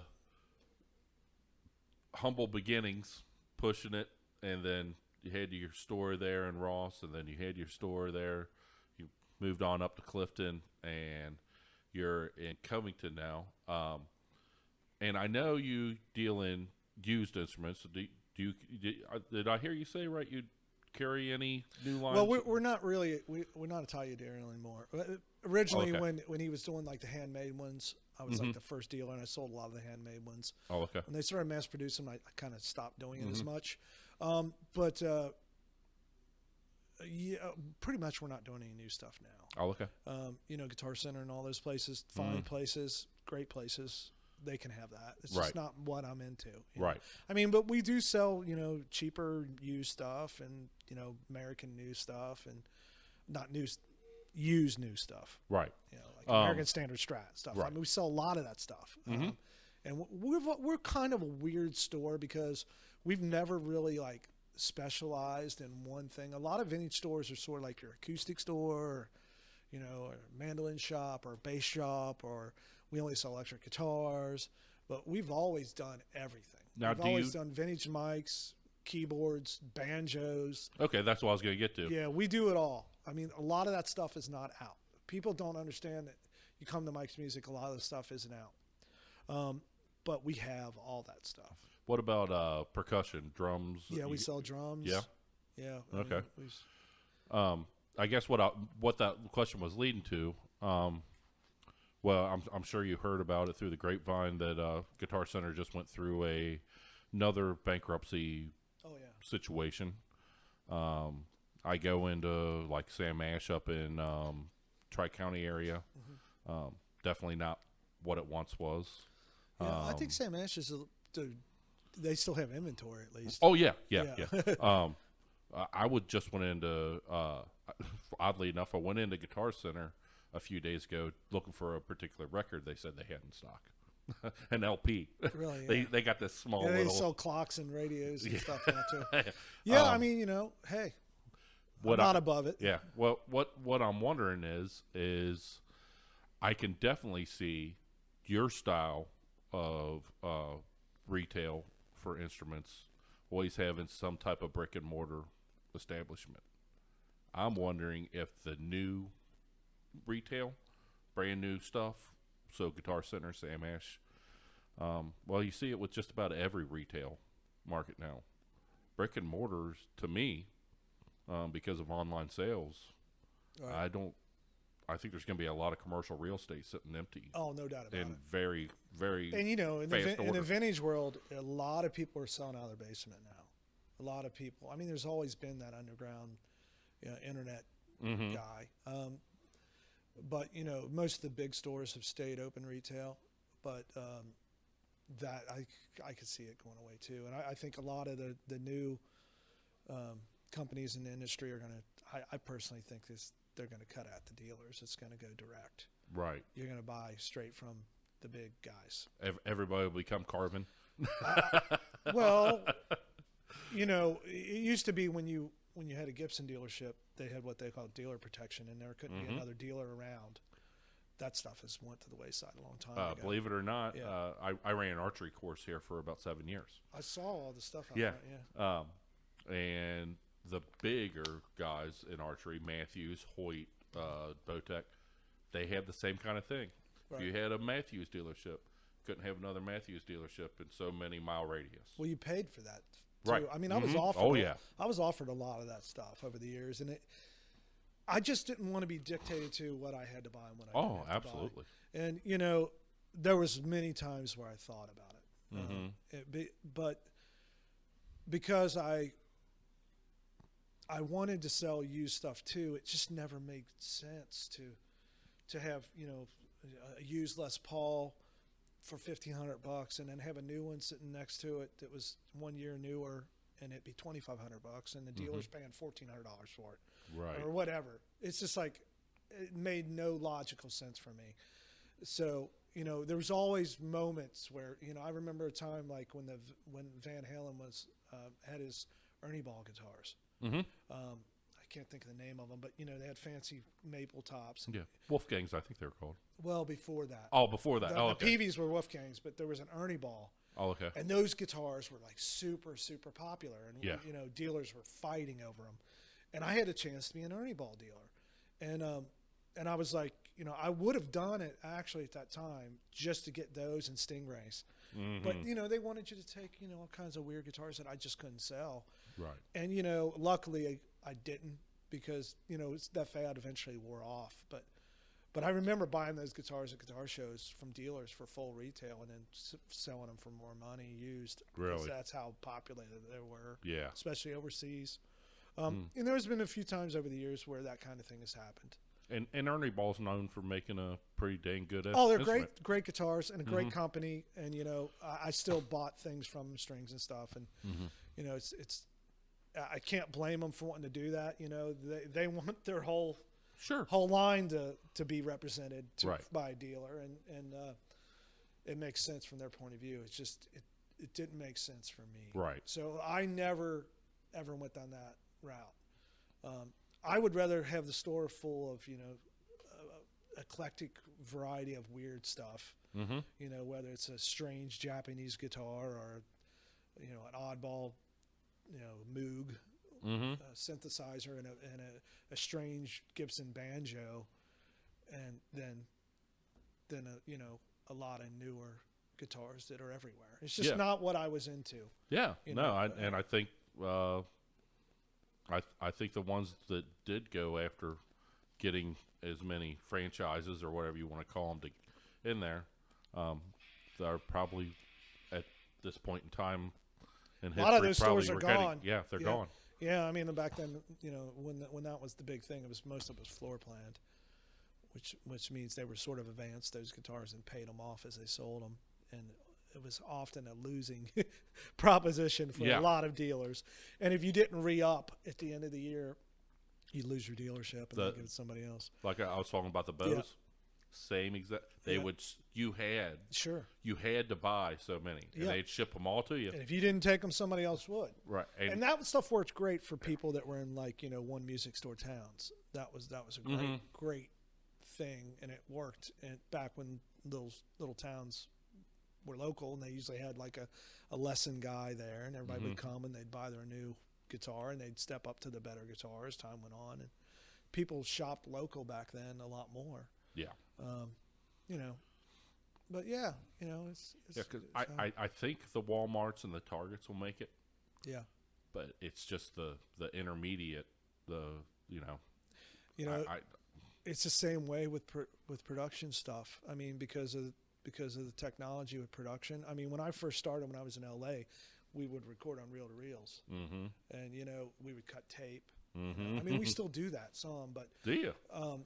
I heard tape is really expensive now. Yeah, I mean, it's more almost as an effect now. You never really give the guy the tape; you just capture on the tape. And then you know we'll capture that way, and then a lot of times we'll mix. You know, we have a big giant analog board that we use, and you know, but you know, it's the same deal. Like, you know, home studios are the thing, and big studios are going out of business. You know, because you can do so much. Oh yeah. Yeah, I mean, you can make an amazing recording on your phone. Really, honestly. Yeah. I mean, you know, it's crazy what you can do, and you know, especially kids don't understand what it was like when we were younger. I remember we did an album project, and we did it on a 4-track for the EBN thing, and you know, it's been 6 months doing that. You know, and it's crazy. My senior year in high school, I was offered I could have one of 3 things. I could go on a cruise. I could have the 4-track recorder I wanted, or I could just have cash. Yeah. I picked the Tascam Porta Studio. Yeah. 4-track. Yeah. There was a 4-track, but you could bounce it to you can bounce it down 7. to 2. Oh, really? Yeah, I could bounce it to 7 tracks if I kept on. Yeah. And that was kind of with Tascam for that particular model that it came out. That you could record on 3 tracks. Bounce all 3 of those down to 1 and start over. And then record on 2, bounce it to another. Yeah. Then by the time you're done, you'd actually have 7 tracks. Yeah. Yeah, and it was recorded right on a cassette tape. Yeah, I mean, you know, it's crazy, but I'm really enjoying the studio. I mean, right now my brain is there. Yeah, that's what I'm really into, and just building it, and you know, getting good mics and going through all that it's been a blast. You know, the Chalk Eye album is getting really close, and we've probably got 16 songs in the can, and probably most of them. Oh wow! Most of them are done. I mean, we've been doing it for years. Yeah, it's probably 3 years now. Oh wow! Not as long as the Earl Diamond record. Steve is probably on. I think he's on like year 5 or something. We just helped him get his master done for that, and it sounds fabulous, man. Does it? Yeah, yeah. Mike Ticovey, one of the engineers that work for us, just did the master at his place, and it's killer. Yeah, that's awesome. I was talking to somebody. I don't remember exactly who it was, but I was at a show. I don't know. It might have been a show you all were at. I don't know. But it was 4 or 5 band show, and I just started kind of recollecting back to when I was, you know, junior, senior. So this would have been 89, 90, and I was going to Connor, and I was like, I turned to the person. I said, "Do you realize how much talent?" I said, "You don't even have to count what's in Cincinnati, north of the river, just in northern Kentucky." It's amazing how many good players come out of this area. I mean, it really is crazy. And, you know, from Dayton down, I mean, there's an amazing amount of players. You know, it's weird, you know, like when I'm out west and I spend a lot of time out there, people always think that, like, you know, the bluegrass area, it's like where all the musicians are. But, you know, I find that most of the musicians are, you know, northern Kentucky to Columbus, you know, and a little bit to the east. Yeah. I mean, that personally, and that's certainly where most of the guitars I bought have been. Occasionally I'll get guitar from down south, but I don't know. I think it's the old steel towns and those kind of things. That's where the guitars went, you know. Yeah. Yeah. It's just amazing how many talented people over the years that I've met from this area. It's crazy. Yeah. I mean, like, you know, Scotty jumps to mind, Scotty Anderson, and oh yeah, it's just crazy. He used to play this little cigar bar place up in Montgomery once a week, like on Wednesdays or something like that. The first time I ever heard Scotty, he was playing behind my house. I was at Route 8 and Ross at the store in the backyard. I was outside doing something with my kid or something, and there used to be a boat dock back there. Yeah. At Ross, where they would do that, and he was playing outside on the boat, and I was listening, and I was like, "Wow, man, it must be like 3 guitar players." Seriously, I thought it's like they are incredible. There's like perfectly. It turns out just Scotty, he's the only guitar player. He was playing like I don't know, Fly the Bumblebee or something crazy. It's like crazy. But anyway, it turned out that he played. There was a little bar right next to us. He played at, and back then there would be outdoor shows down in California. I remember being in my backyard and like just big bands would be playing down there. I can't think of the name of it now, but they would have like big giant festivals in California. Yeah, it's just the way it was. I mean, it was just live music everywhere back then. Amazing players. Yeah. And man, I don't know that it'll ever come back, but man, it used to be if there was live music somewhere, everybody went. Yeah, I know. Now it's if there's live music, it's like more than likely you're gonna get. Oh, I wish I could have came. You're gonna get that. Well, a lot of it I think is the younger crowd are just not into it. No, they're not. I don't know how old you are, but I'm in my 50s now, so right. it's like I'm 48. It's tough, especially when you've been doing this your entire life. You've hit all your friends up; they've been all your friends. Yeah. So it's like it's always been this way. The way you made connections and is you went to see other people's bands and you hung out, but personally, my party days are over. So it's like I'm not going to be going out to the bar 3 or 4 times a week, right? And then playing on the weekend. It's just not going to happen. Yeah, I'd like to. My body says no. Well, but so it's and when the youth would rather go to a dance club or sit at home play video games, I was going to say I'm not going to degrade that, but I actually am. I think it would be much more good for them if they would get involved in creating art, and do that kind of thing. It's crazy. I mean, with COVID, kids don't even go out and play anymore and stuff. It's crazy, I not to get too deep in the weeds on society's ills, but the lack of interpersonal communication has really retarded or hampered people's social skills.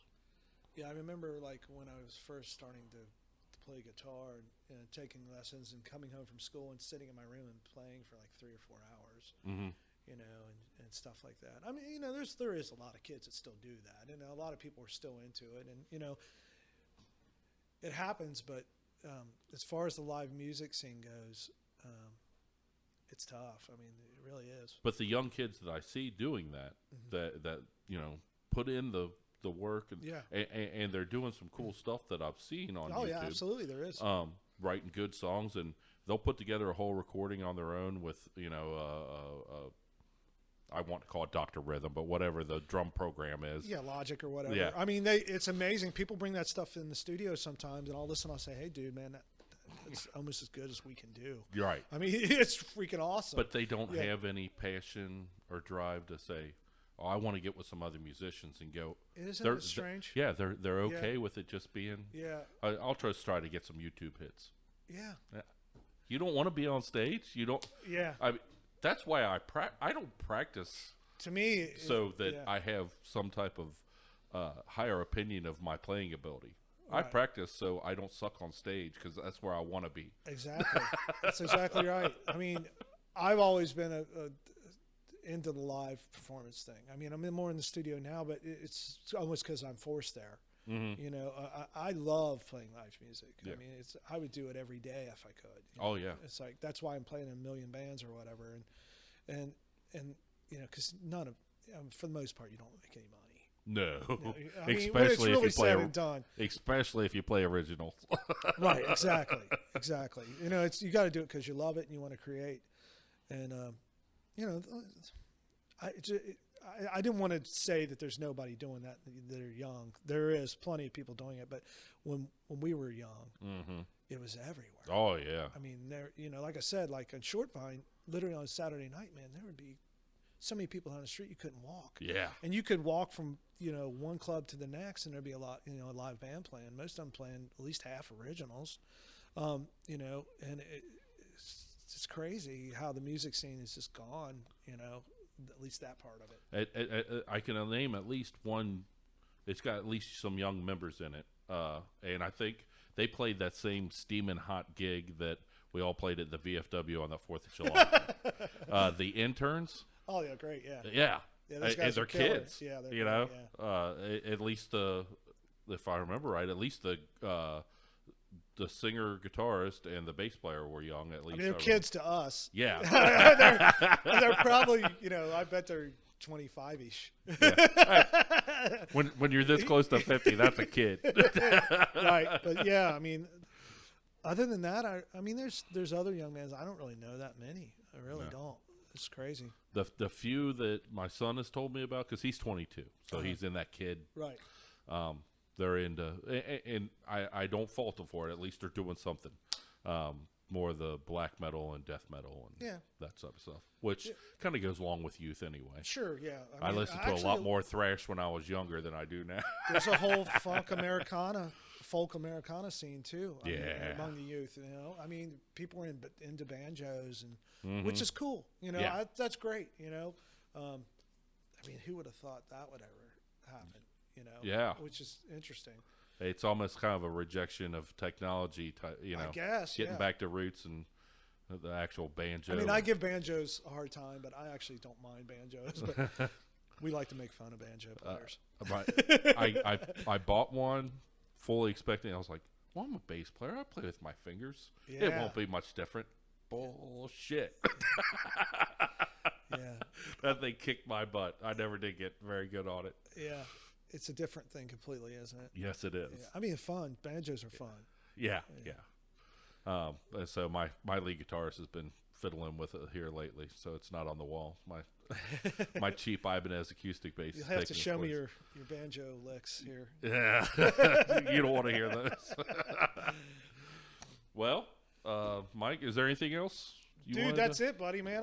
Thanks for having me, Chad. Oh, thanks for agreeing to be here, man. I really, really sincerely appreciate it. I just want to say, check out the Village YouTube page. Absolutely. Please subscribe. Watch some of the shows there. We have a lot more shows than the ones I mentioned. And, support the bands, Chalk Eye, and all of my bands. And I appreciate everybody's support over the years. It's been a wonderful life for me because of you guys. All right. And make sure you... if you're watching this on YouTube, check the links below, and all of Mike's time investments will be listed in there, and you can give all those a checked out. Yeah, do you do this on YouTube too? I do it on YouTube, and then this YouTube's the only one where I put it on like video. Okay. And then it's on all major podcasts where it's just audio only. Yeah, we had Fret Buzz podcast too for a while, like the first 10 episodes or something. But we haven't been doing it lately. But I need to get back to doing that because we haven't been shooting. Right. I use a website called Buzzsprout. Okay. And I can't remember it's not much money, and I upload it to them, and they just spread the seed all over the place. That's something I should look into more. It's a good time, and to be honest, you see the rig here. It's not that much into it. I mean, we almost got 1,000 subscribers on our page. I think. Oh wow. 976. So please subscribe. Get us there. We're so close. Subscribe to them. Subscribe to me. Yes, subscribe to absolutely, everybody. Yeah. All right. Thank you, Mike. Thanks, man.